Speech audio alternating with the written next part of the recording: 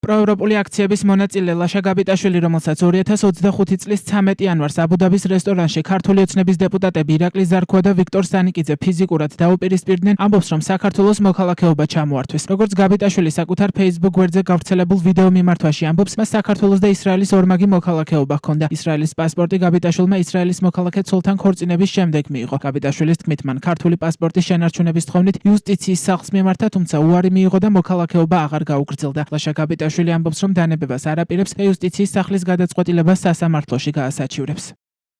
გამართო საქართველოს მოქალაქეობა, მიუხედავად იმისა, რომ საქართველოში დავიბადე, გავიზარდე, მთელი ცხოვრება საქართველოში ცხოვრობ და მოღვაწეობ, იუსტიციის სახლმა მიიღო გადაწყვეტილება, რომ აღარ გამიგრძელდეს საქართველოს მოქალაქეობა. მე ისრაელის მოქალაქეობა მაქვს, რომელიც ჩემი ცოლის მხრიდან მივიღე ქორწინებით.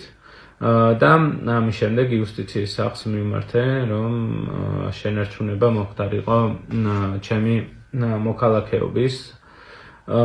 მე უარი არ განუცხადებია საქართველოს მოქალაქეობაზე და პირიქით განუაცხადე, რომ მინდა შენარჩუნება, მაგრამ სამწუხაროდ მათ უარი მითხრეს და წამართვეს მოქალაქეობა.